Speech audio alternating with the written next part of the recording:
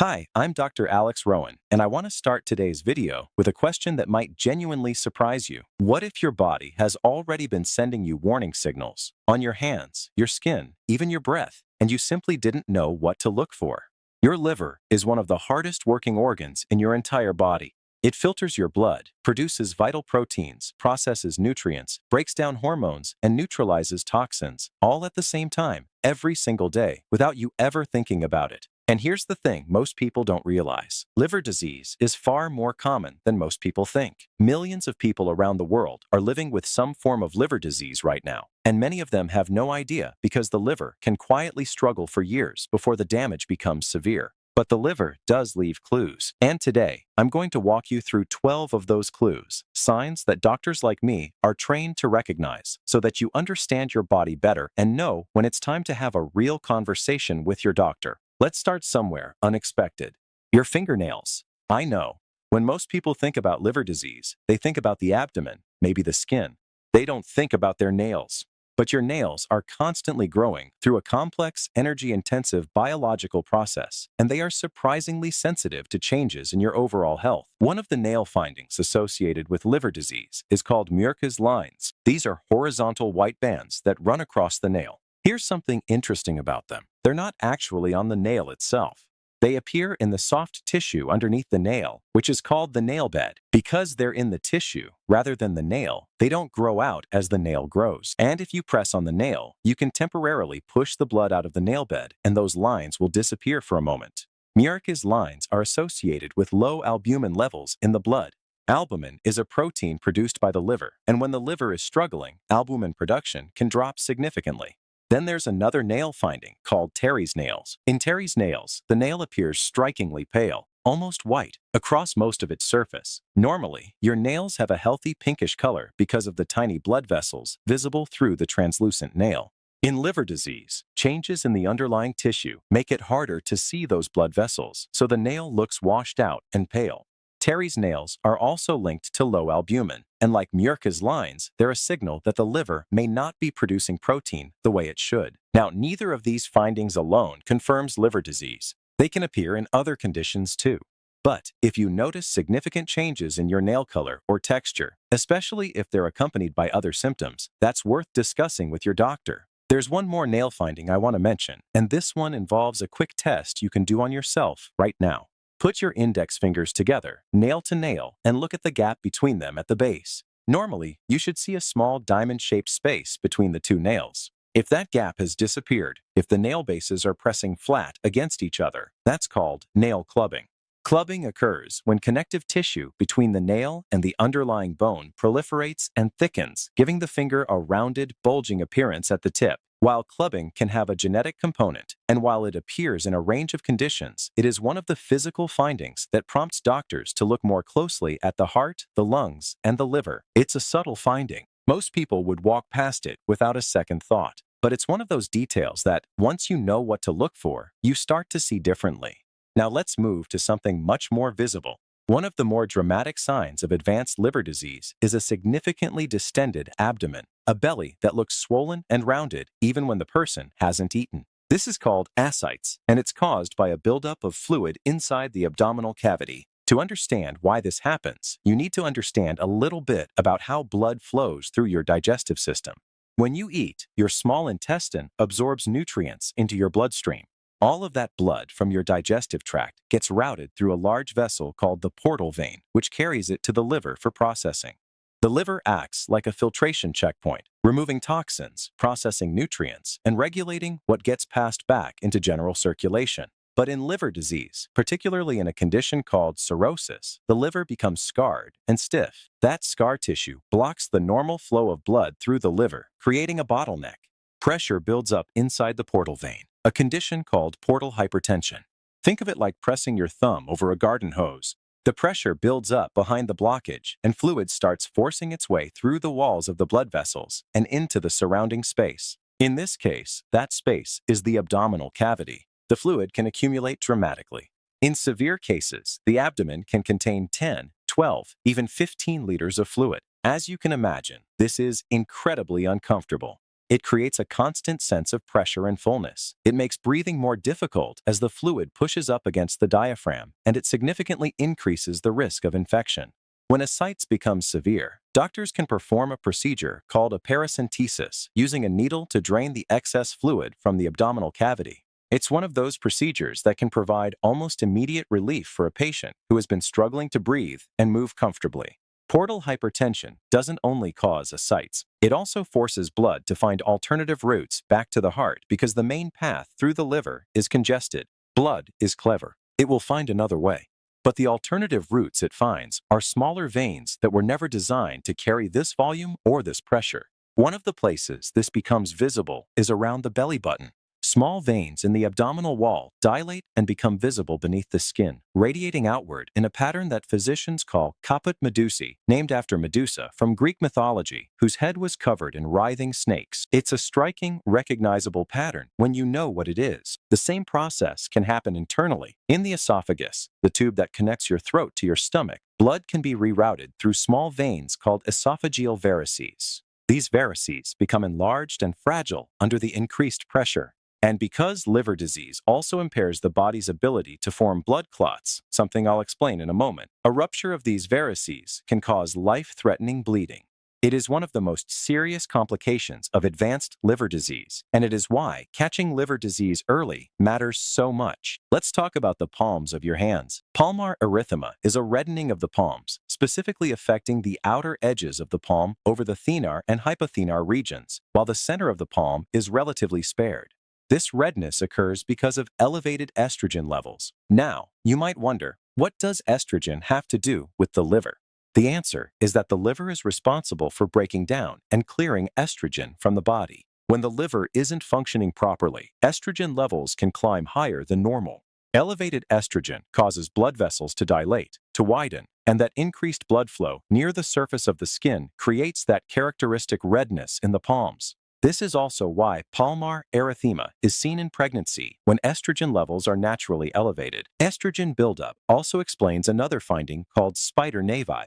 These are small, dilated blood vessels near the surface of the skin that have a central red dot, the arteriole, with smaller vessels radiating outward from it, resembling a spider. If you press gently on the center of a spider navis, the blood is pushed out and it temporarily blanches, then refills when you release. Having 1 or 2 spider nevi can be completely normal, but finding 3 or more in a non-pregnant person is clinically significant and can be a sign that estrogen clearance is impaired, which points toward reduced liver function. Now, I want to talk about muscle wasting because this is one that often gets overlooked. Liver disease can lead to gradual loss of muscle mass, and it can be subtle in its early stages. 2 places where doctors often check for muscle wasting are the temples, where the temporalis muscle sits, and the thenar muscles of the palm, which are the small, rounded muscles at the base of the thumb. Why does this happen? The liver plays a central role in processing nutrients and synthesizing proteins. When it's damaged, that process breaks down. The body begins to rely more heavily on muscle breakdown for fuel, and over time, this leads to progressive muscle loss, even in people who appear to be eating normally. Alongside muscle wasting, there's a hand condition called Dupuytren's contracture that's worth mentioning.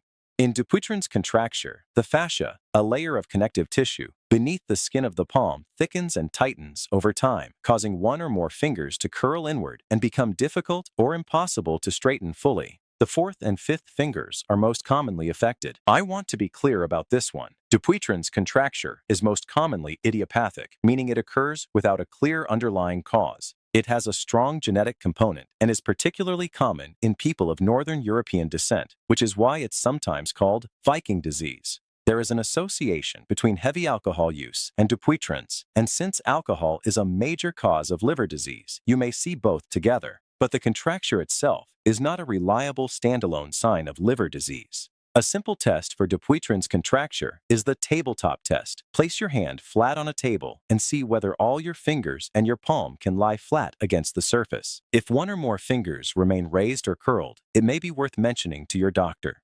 Now let me share one of the most clinically useful bedside tests for advanced liver disease, and it's one you can try yourself. Hold your arms out straight in front of you, extend your wrists upward, and hold that position for about 30 seconds. For most people, That's effortless. But in patients with advanced liver disease, a distinctive involuntary movement can appear, a flapping, irregular tremor of the hands called asterixis. It looks like the hands are flapping or waving without the person intending to move them.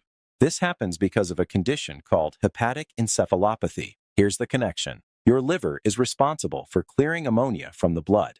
Ammonia is a byproduct of normal protein metabolism. Your gut bacteria produce it as they break down proteins, and it's absorbed into the bloodstream. In a healthy liver, this ammonia is quickly processed and eliminated. But when the liver is failing, ammonia accumulates in the bloodstream and crosses into the brain, where it interferes with normal neurological function. The result is hepatic encephalopathy, a spectrum of neurological symptoms ranging from mild confusion and sleep disturbances all the way through to significant disorientation, personality changes, and in severe cases, loss of consciousness. Asterixis, that flapping tremor, occurs because the brain temporarily loses its ability to maintain sustained muscle contraction. The muscles relax involuntarily, then the brain catches up and re-engages them, and that cycle creates the characteristic flapping movement. There's a related finding that experienced clinicians sometimes detect a faint, distinctive odor on the breath called foetor hepaticus. It's a musty, slightly sweet smell caused by volatile compounds, including dimethyl sulfide, that accumulate in the blood when the liver can't clear them efficiently. These compounds are then exhaled through the lungs. It's a subtle finding and not always present, but it can be an early indicator of significant hepatic dysfunction. If ammonia levels become very high, treatment includes a specific medication called lactulose, a type of laxative that works on two levels. It accelerates bowel transit, reducing the time that ammonia-producing bacteria have to generate ammonia, and it lowers the pH of the colon, which converts ammonia into a form that is much less readily absorbed into the bloodstream. The improvement in neurological symptoms when ammonia levels come down can be remarkable. Let's talk about something you've probably heard of before: jaundice. Jaundice is the yellowing of the skin and the whites of the eyes. It occurs when a substance called bilirubin accumulates in the blood. Bilirubin is produced when red blood cells reach the end of their lifespan and are broken down. Normally, the liver processes bilirubin and excretes it into bile, which then passes through the digestive tract and out of the body.